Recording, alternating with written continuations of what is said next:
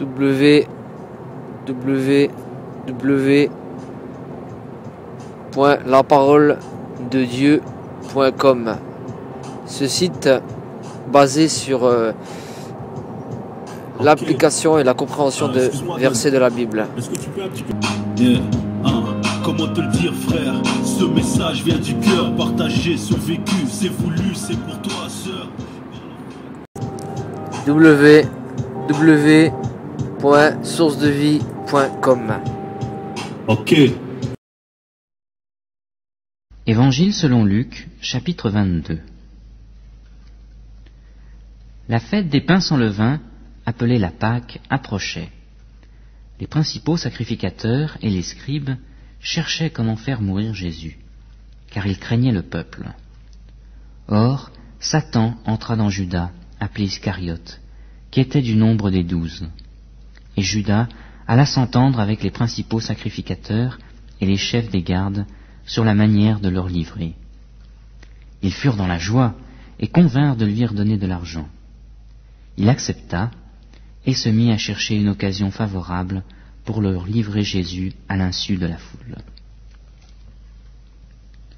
Le jour des pains sans levain, où l'on devait immoler la Pâque, arriva. Et Jésus envoya Pierre et Jean en disant : « Allez nous préparer la Pâque, afin que nous la mangions. » Ils lui dirent : « Où veux-tu que nous la préparions ?» Il leur répondit : « Voici, quand vous serez entrés dans la ville, un homme portant une cruche d'eau vous rencontrera.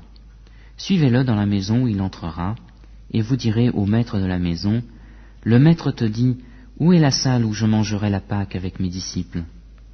Et il vous montrera une grande chambre haute, aménagée, c'est là où vous préparerez la Pâque. Ils partirent, trouvèrent les choses comme il le leur avait dit, et préparèrent la Pâque. Leur venue, il se mit à table, et les apôtres avec lui. Il leur dit : J'ai désiré vivement manger cette Pâque avec vous, avant de souffrir, car je vous le dis, je ne la mangerai plus, jusqu'à ce qu'elle soit accomplie dans le royaume de Dieu.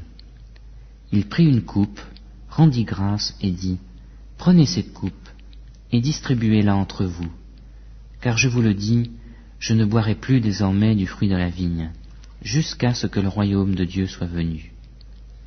Ensuite, il prit du pain, et après avoir rendu grâce, il le rompit, le leur donna en disant : Ceci est mon corps, qui est donné pour vous. Faites ceci en mémoire de moi. De même, il prit la coupe, après le repas, et la leur donna, en disant : Cette coupe est la nouvelle alliance en mon sang, qui est répandue pour vous. Cependant, voici, celui qui me livre est à cette table avec moi. Le Fils de l'homme s'en va, selon ce qui est déterminé, mais malheur à cet homme-là, par qui il est livré. Et ils commencèrent à se demander les uns les autres qui était celui d'entre eux qui allait faire cela.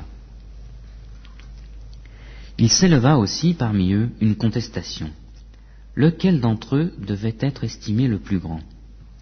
Jésus leur dit : Les rois des nations les dominent, et ceux qui ont autorité sur elles se font appeler bienfaiteurs.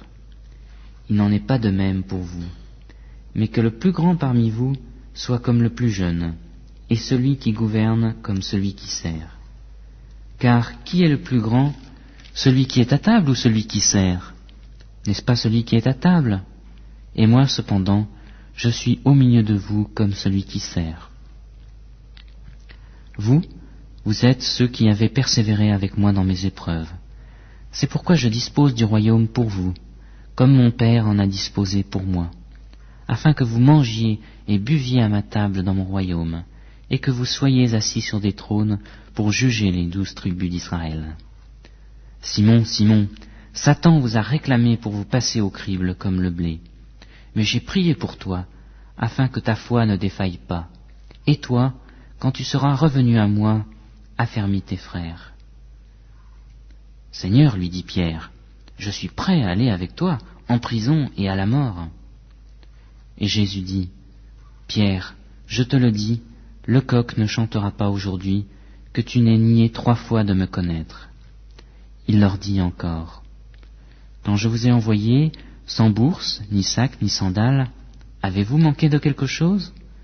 Ils répondirent, de rien. Et il leur dit, maintenant, au contraire, que celui qui a une bourse la prenne, de même celui qui a un sac, et que celui qui n'a pas d'épée vende son vêtement et en achète une. Car je vous le dis, ce qui est écrit doit s'accomplir en moi. Il a été compté parmi les malfaiteurs. Et ce qui me concerne touche à sa fin. Ils répondirent, Seigneur, voici 2 épées. Et il leur dit, c'est assez. Après être sorti, il alla selon sa coutume au mont des Oliviers. Ses disciples le suivirent. Arrivé à cet endroit, il leur dit, priez, afin de ne pas entrer en tentation. Puis il s'écarta d'entre eux, d'environ un jet de pierre, se mit à genoux et pria, en disant, Père, si tu le veux, éloigne de moi cette coupe. Toutefois, que ce ne soit pas ma volonté, mais la tienne qui soit faite. Alors un ange lui apparut du ciel pour le fortifier. En proie à l'angoisse, il priait plus instamment, et sa sueur devint comme des grumeaux de sang qui tombaient à terre. Il se leva de sa prière et vint vers les disciples qu'il trouva endormis de tristesse. Et il leur dit, Pourquoi dormez-vous? Levez-vous, priez, afin de ne pas entrer en tentation. Comme il parlait encore, voici qu'une foule arriva, et celui qui s'appelait Judas, l'un des 12, marchait devant elle. Il s'approcha de Jésus pour lui donner un baiser. Jésus lui dit, Judas, c'est par un baiser que tu livres le Fils de l'homme. Ceux qui étaient avec Jésus, voyant ce qui allait arriver, dirent, Seigneur, frapperons-nous de l'épée? Et l'un d'eux frappa le serviteur du souverain sacrificateur et lui emporta l'oreille droite. Mais Jésus prit la parole et dit, Tenez-vous-en là. Puis il toucha l'oreille de cet homme et le guérit. Jésus dit ensuite aux principaux sacrificateurs et aux chefs des gardes du temple et aux anciens, qui étaient venus contre lui, Vous êtes venus, comme après un brigand, avec des épées et des bâtons. J'étais tous les jours avec vous dans le temple, et vous n'avez pas mis la main sur moi. Mais c'est ici votre heure et le pouvoir des ténèbres. Après s'être emparés de Jésus, ils l'emmenèrent et le conduisirent dans la maison du souverain sacrificateur. Pierre suivait de loin. Ils allumèrent du feu au milieu de la cour et s'assirent. Pierre s'assit au milieu d'eux. Une servante qui le vit assis devant le feu le fixa et dit, « Cet homme était aussi avec lui. » Mais il le nia en disant, « Femme, je ne le connais pas. » Peu après, un autre le vit et dit, « Tu es aussi de ces gens-là » Et Pierre dit à l'homme, « Je n'en suis pas. » Après un intervalle d'environ 1 heure, un autre encore insistait. Certainement cet homme était aussi avec lui, car il est galiléen. Pierre répondit, « Toi, je ne sais pas ce que tu veux dire. » Au même instant, comme il parlait encore, le coq chanta. Le Seigneur se retourna et regarda Pierre. Et Pierre se souvint de la parole que le Seigneur lui avait dite. « Avant que le coq chante aujourd'hui, tu me renieras 3 fois. » Il sortit, et dehors il pleura amèrement. Les hommes qui tenaient Jésus se moquaient de lui et le frappaient. Ils lui voilaient le visage et l'interrogeaient en disant « Devine qui t'a frappé ?» Et ils proféraient contre lui beaucoup d'autres blasphèmes. Quand il fit jour, le collège des anciens du peuple, les principaux sacrificateurs et les scribes s'assemblèrent et firent amener Jésus devant le Sanhédrin. Ils dirent, « Si tu es le Christ, dis-le-nous. » Jésus leur répondit, « Si je vous le dis, vous ne le croirez pas, et si je vous interroge, vous ne me répondrez pas. Désormais, le Fils de l'homme sera assis à la droite de la puissance de Dieu. » Tous dirent, « Tu es donc le Fils de Dieu ?» Et il répondit, « Vous le dites, je le suis. » Alors ils dirent, « Qu'avons-nous encore besoin de témoignages? Nous l'avons entendu nous-mêmes de sa bouche. »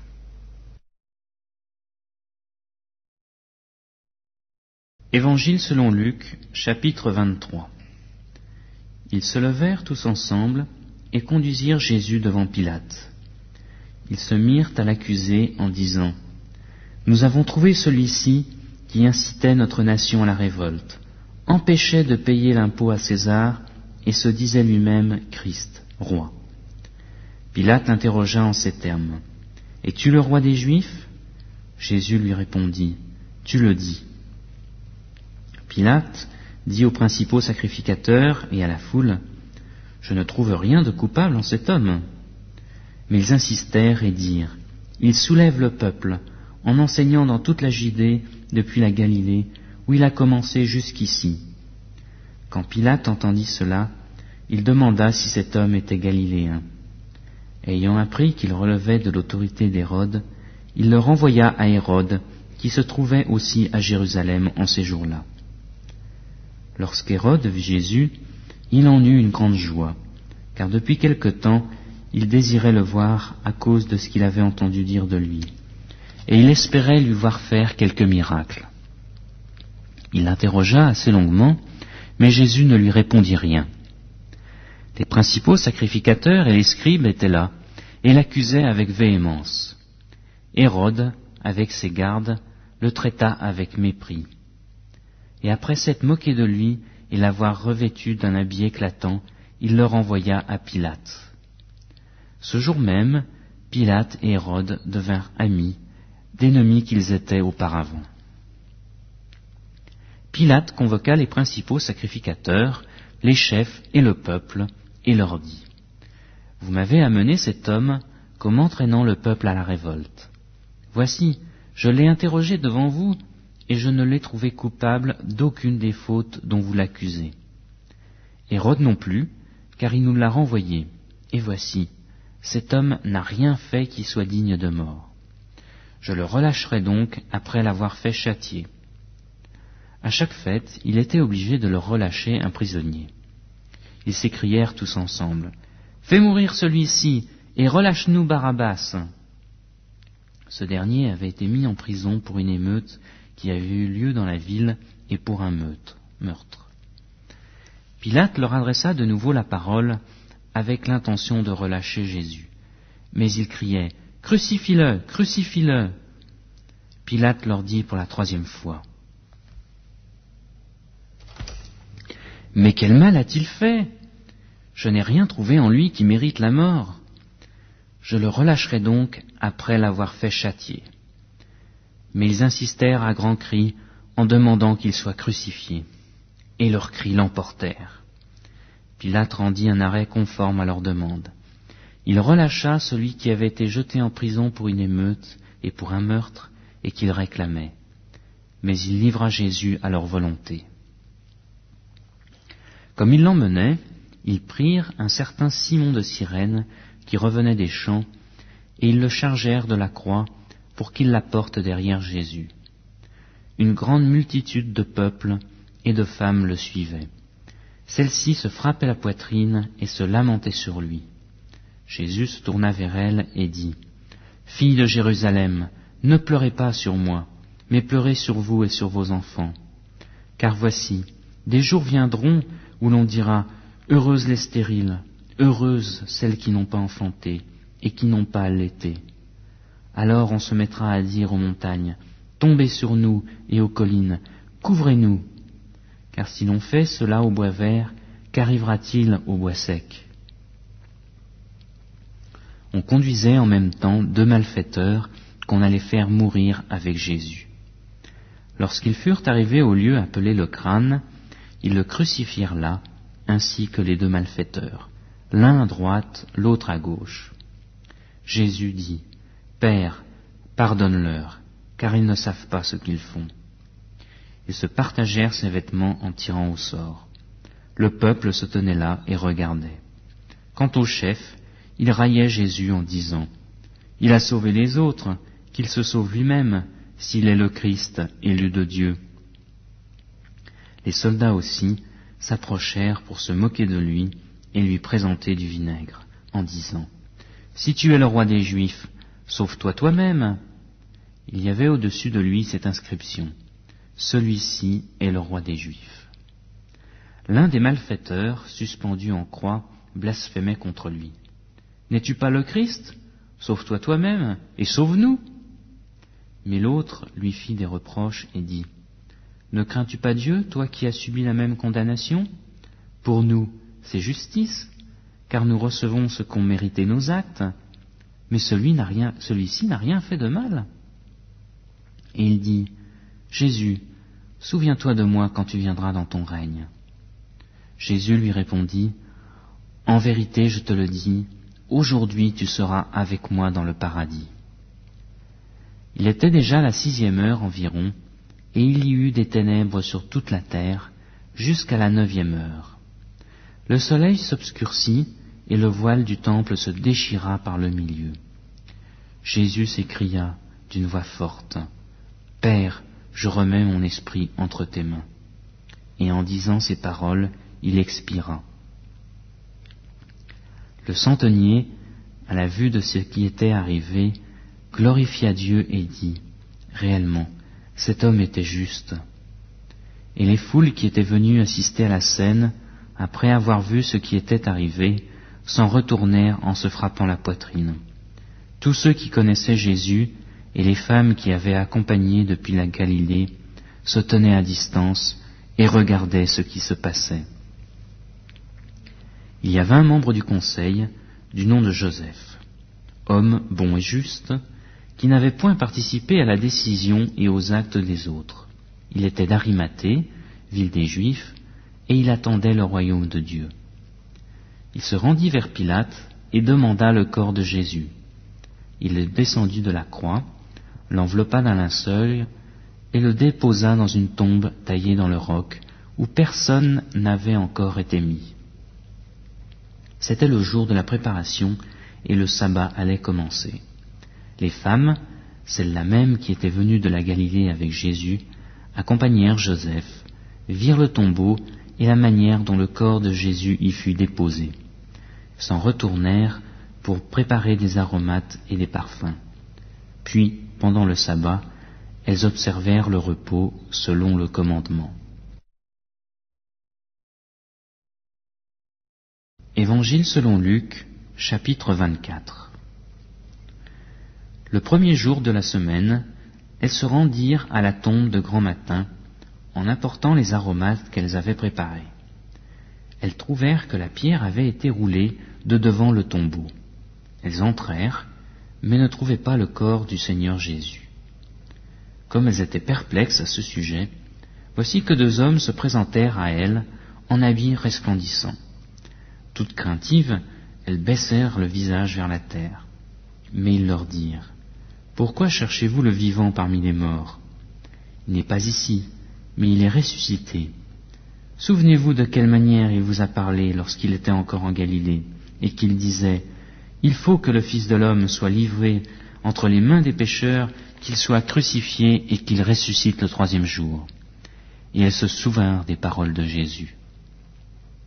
Du tombeau, elles s'en retournèrent pour annoncer tout cela aux 11 et à tous les autres. C'étaient Marie-Madeleine, Jeanne, Marie, mère de Jacques. Et les autres avec elles le dirent aux apôtres. Mais ces paroles leur apparurent comme une niaiserie, et ils ne crurent pas ces femmes. Mais Pierre se leva et courut au tombeau.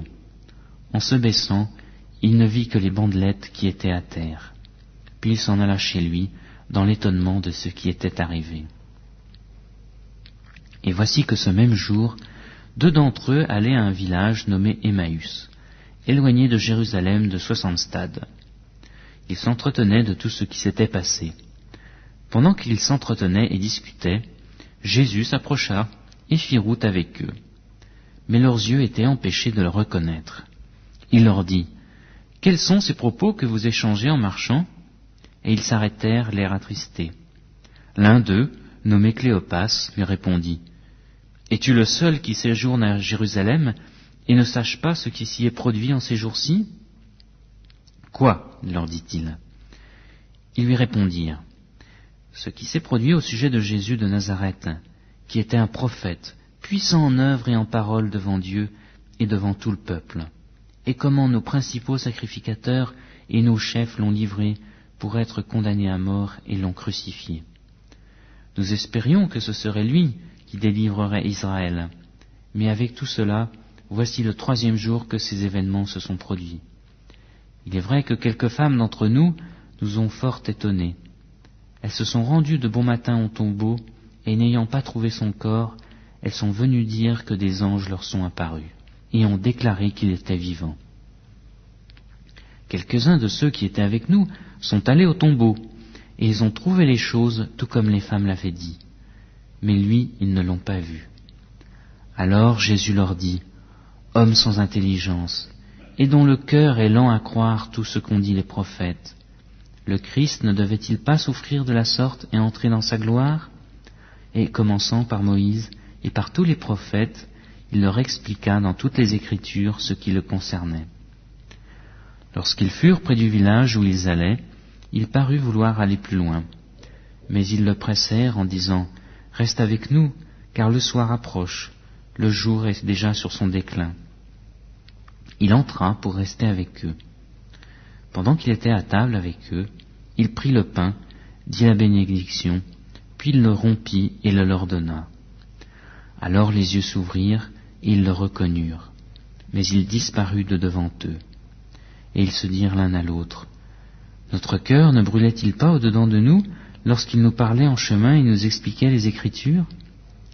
Ils se levèrent alors même, retournèrent à Jérusalem et trouvèrent assemblés les 11 et les compagnons, qui leur dirent, « Le Seigneur est réellement ressuscité, et il est apparu à Simon. » Et ils racontèrent ce qui leur était arrivé en chemin et comment ils l'avaient reconnu à la fraction du pain.